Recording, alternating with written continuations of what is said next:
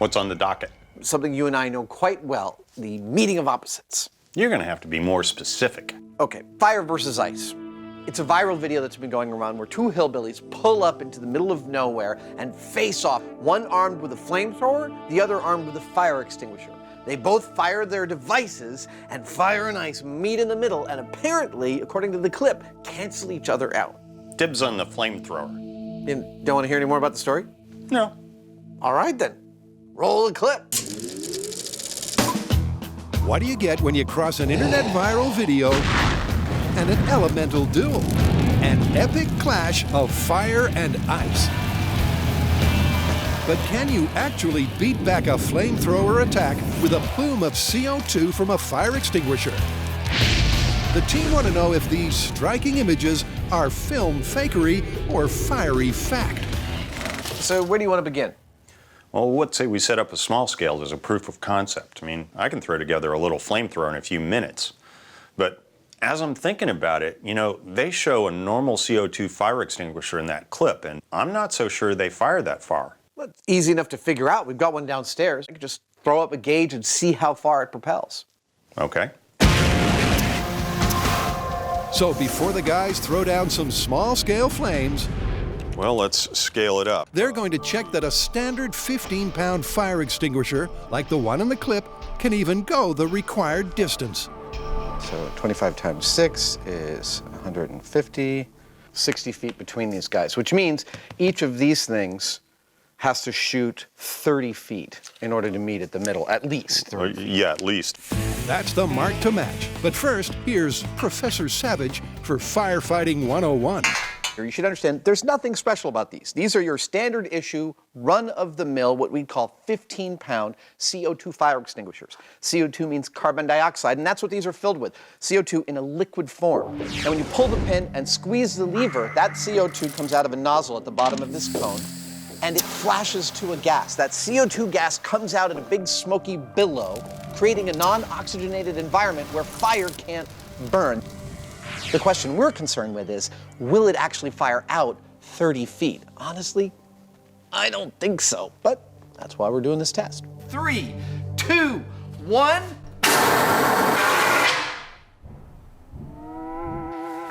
I think that was pretty far.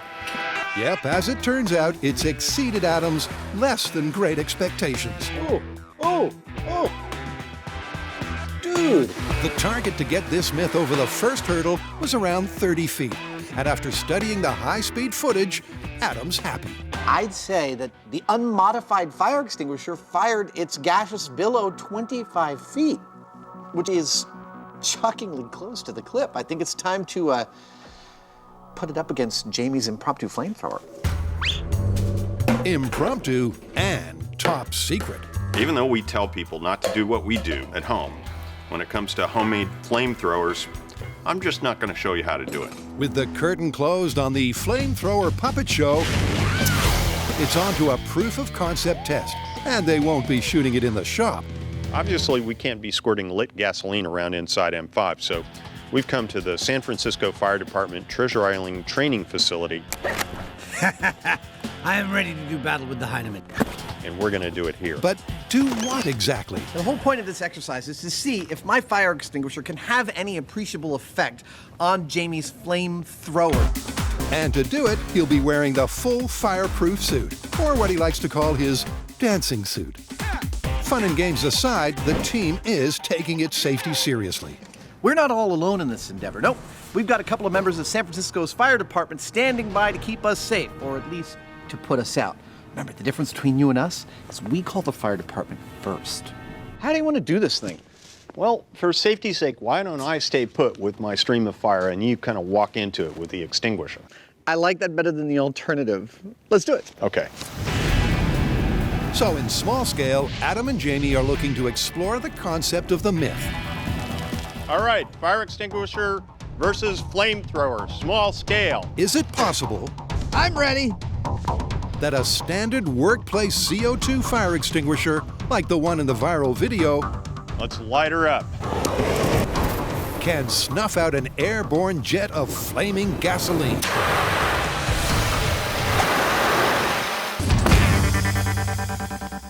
This viral video suggests that if a mean-looking dude is going to fire a flamethrower at you, you can hold back the flames with a fire extinguisher.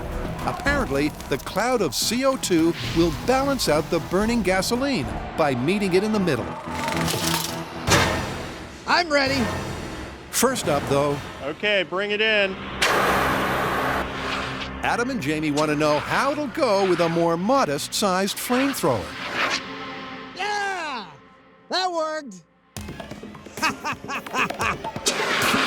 It certainly put out Jamie's fire, but it wasn't an unqualified success. It seems my effective distance is really about this distance, not like a full 20 feet. Yeah, that's interesting. It seems that there has to be absolutely complete coverage of the CO2 or it's going to continue to burn. Something the thermal imaging camera backs up. The cold jet of CO2 only becomes truly effective at close range. That's a problem, because the myth would have us believe it can hold back a full-sized flamethrower 25 feet away. Yeah! And a close look at the high speed confirms the poor result in terms of distance.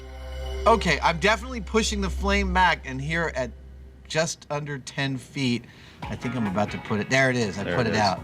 But you had to almost be covering me with the CO2 for it to go out. And in the clip, They're 60 feet apart, so I absolutely need to beef that thing up. the main thing I learned from this test is that even with our small scale flame, a relatively anemic flame, Adam had to be pretty much right on it with the fire extinguisher for him to be able to put it out. That worked. Yep, based on the results so far, the team believes the standard extinguisher used in the clip will have no chance. And if that's the case, in the main test, Adam wants a backup to ramp it up. So he'll be making a second extinguisher with extensive modifications and using the force. Here's what's happening. I clearly need more power. I'm going to start this experiment process by measuring the 15-pound fire extinguisher using my pressure swingometer. And I'm going to be comparing that against all my subsequent measurements from all the modifications that I'm going to make.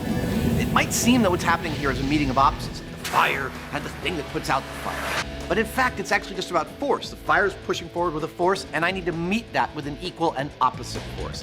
I don't need a white, billowy cloud going to 25 feet. I need to push the fire back from 25 feet. So I'm going to start by increasing the size of my extinguisher. I'm going to go from 15 pounds to 50 pounds. Then, with a few modifications, we'll see if I can get that pressure wave extending out almost 25 feet. Go. While Adam looks to beef up his blast, Jamie invites his inner pyromaniac to the party by making a military-grade flamethrower. My task now is to make an honest-to-goodness flamethrower. That's going to be the manifold, and given that we're using high pressures, flammable fluids, and they're lit, I need to make sure that whatever I'm using is really sturdy. With that in mind, I'm going to use these air tanks. They're made for thousands of PSI, so given that we're only going to be putting hundreds of PSI in them, I figure they'll be plenty safe for us to use. The air tanks will contain the fuel. But as for the details on the rest, well, we can't show you that. Seriously, this thing right here is in a league of its own. It's 100% illegal. We were able to do it only under the direct supervision of a number of different governmental agencies, and let me tell you, it was an ordeal. So, don't even think about it. Which gives you an idea of what Adam is up against.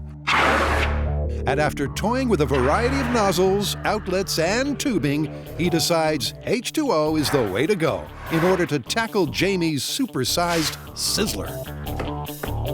Try it out.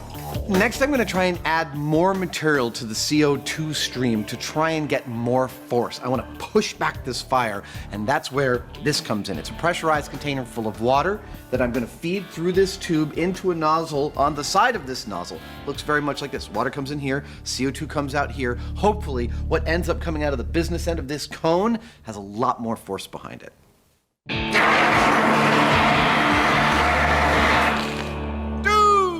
Wow! That was great! Adam wanted more force, and he's got it. Mixing the stream of water to the super cold CO2 results in a cloud of fire-quenching ice crystals. And the additional mass of the water adds that much more force to the equation. Whoa! Wow! Woohoo! I've got my flamethrower. Adam has his beefed up fire extinguisher. I guess there's nothing to do now but take them out, put them head to head, and see what happens.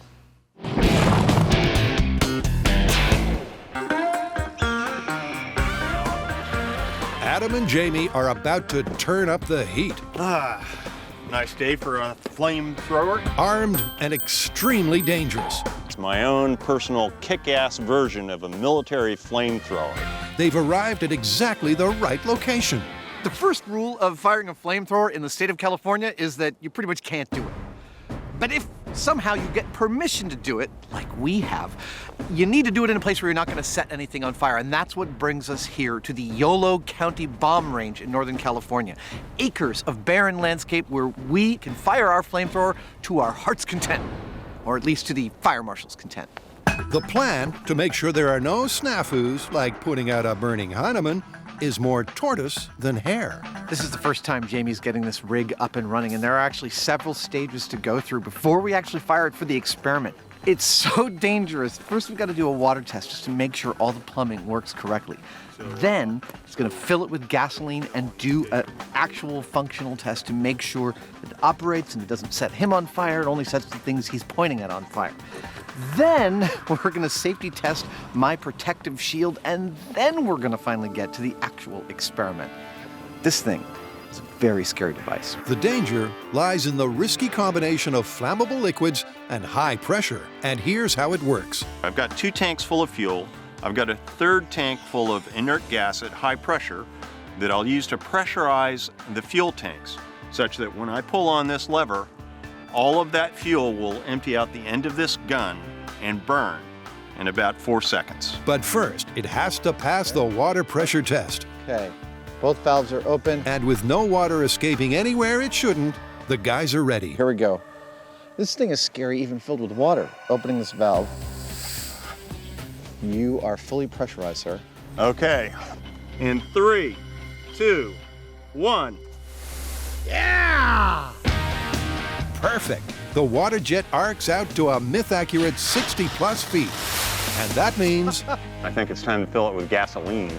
Let's do it. cue pyrotechnician extraordinaire, J.D. Street, the man tasked with overseeing the safe use of an extremely dangerous piece of equipment. Tight enough? Yep. And with the tanks now filled with gasoline, Secondary valve opening up. Adam and Jamie Safety's off.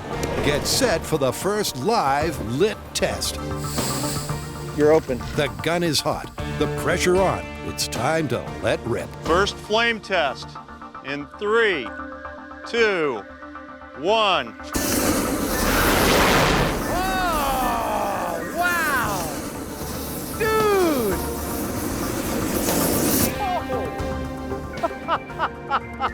That worked. That worked! Wow, that was spooky as hell. Jamie just test fired our home-built flamethrower, and it worked fantastically. I think that might be the scariest thing that has ever been built on this show. It's right up there. It looked to spray a wand of hot death between 60 and 80 feet, which is exactly where we wanted it to be. Oh! The stream of burning gasoline successfully matches the mythical clip for distance and volume. But for the test itself, Adam will have to stand in the line of fire, literally. To do that, he's going to use a safe house. And here's one he prepared earlier. Right here. Before we actually conduct the full-size experiment, we need to make sure that my shield here will actually do its job. I need to be able to stand in the path of this flamethrower and not get burnt. You ready? I'm ready. So, Jamie's going to point it right at this thing while there's no one behind it and fire it. And only if we determine that it will safely keep me from getting burnt are we going to use it. Glass house flame test in 3, 2, 1.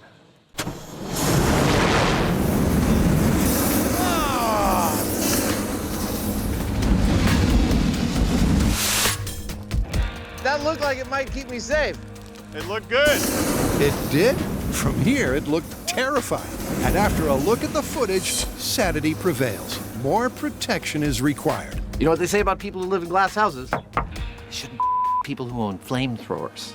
The fact is that after some camera analysis and discussion with JD Street, we don't feel comfortable with me being behind this glass shield as it currently is configured. So we're going to add some sides to it.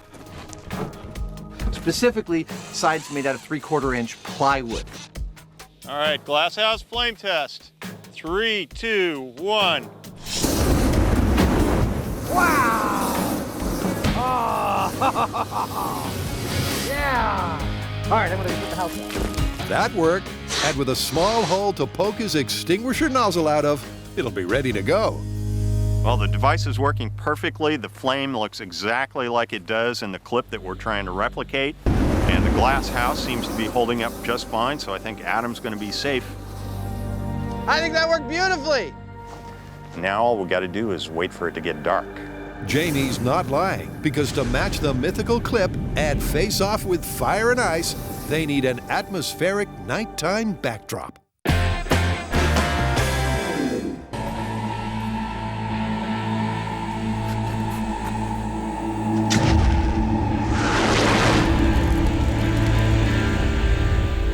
It's hot versus cold at 60 feet, or as they used to refer to it when Jamie was dueling a lot in the olden days, 10 paces. I will be armed with a 15-pound standard issue cone-tipped fire extinguisher.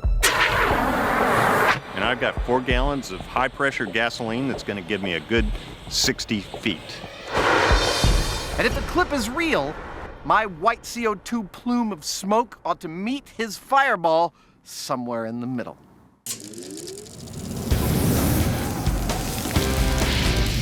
The myth suggests a standard 15-pound fire extinguisher can stop an attack from a flamethrower by meeting it in midair 25 feet away and effectively putting it out.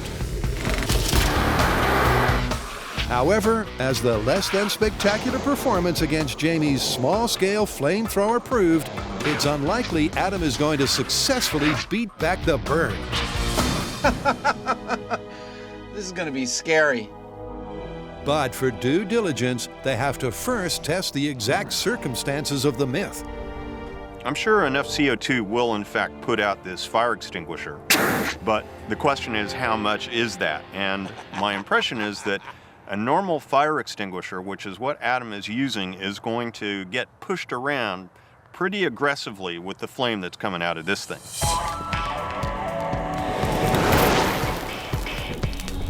This is a funny thing about flamethrowers. You're not supposed to place yourself in their path, so we've taken every precaution.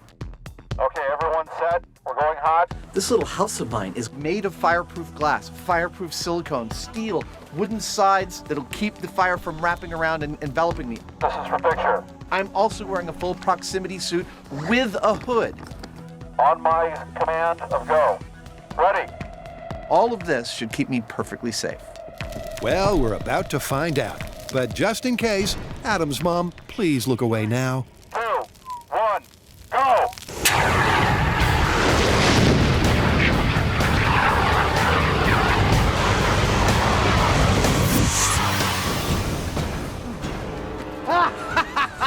I lived!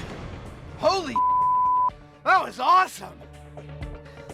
I don't think my fire extinguisher did very much, but that was awesome! Yep, that was a little too much fire for Adam's little extinguisher. Tonight, this is something else. 3, 2, 1, and then hellfire. You just pull the trigger and wait for it to run out. It seemed to me like I was pretty much bathing Adam in his little house in fire. On the count of 3, I just started spraying my fire extinguisher where I could see Jamie last was. But I don't think my extinguisher did very much because for most of that test, all I could see was fire enveloping my entire little house. And I was totally protected. It worked just like we planned. The safety precautions worked. Adam successfully survived 5 terrifying seconds inside a giant fireball. But as for an actual result, it's over to the high-speed footage. I'm not having any effect on you whatsoever. Oh my Completely goodness. enveloped in a fireball there.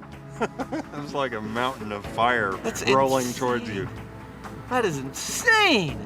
I'm gonna have to warn my mom before she watches this episode. She's gonna think I died in there.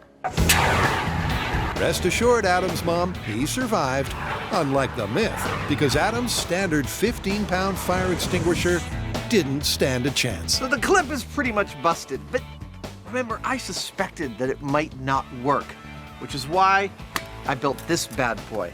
It's got a 1500 PSI high-capacity ball valve water infeed to get the most amount of pressure and volume out of the CO2 cloud as I possibly can.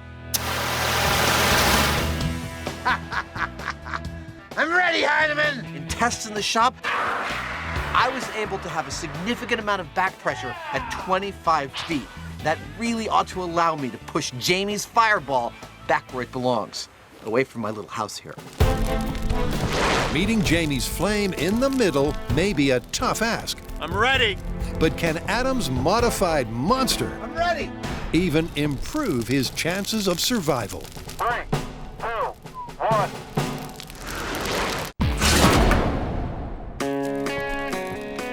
Adam is about to face off against Jamie's supersized sizzler with his beefed-up extinguisher. I'm ready.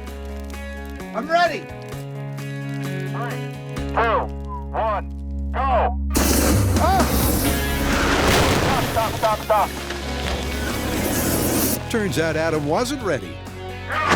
He blew his nozzle off. Well, that was unexpected. I went to go fire my fire extinguisher on the count of 0, and the nozzle just flew right off.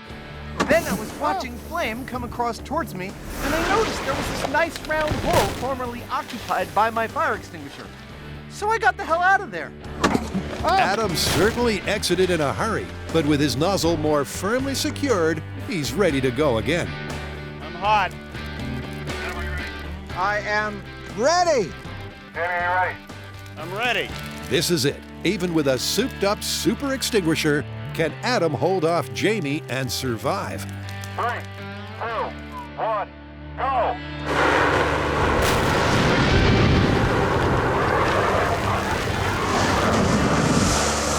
It's difficult to tell during the chaos, but for a moment, Adam's powerful blast of ice crystals does seem to push back the tide of flames. Yeah! Yeah! I think I got him! Adam clearly thinks so, but to see for sure, it's over to the super slow-mo. This time, Adam is actually making an impression. He may not have matched the mythical clip and met the flames in the middle, Oh, look at that! Oh, that's beautiful. but he's certainly holding them off and preventing them from engulfing the safe house. It almost reached you. Wow! It wasn't exactly like it was in the clip. No, oh man, look at that! I am totally beating back the fire. It's definitely not meeting in the middle, but I am successfully pushing back your flamethrower. You're just sneaking through by a hair, but you're holding me off. That is incredible. Woo! I feel really good. Jamie has spent literally weeks obsessed with this flamethrower, and I have run my fire extinguisher and its various iterations through like probably 20 to 30 separate tests in the shop. And it all came down to my 50-pounder actually pushing back Jamie's fireball. The first try was no competition. That flame just completely enveloped the extinguisher, the house that it was inside, and everything. It was no contest. The second time was a little different. He actually held me off. How do you want to call it? Unfortunately, we gotta say it's busted. I mean, the 15-pound fire extinguisher was absolutely no match at all for your flamethrower. Even the heavy-duty one that you put together just barely held me off, but it didn't look anything like the clip. Nah, this one's totally busted. Yep. Busted, but awesome.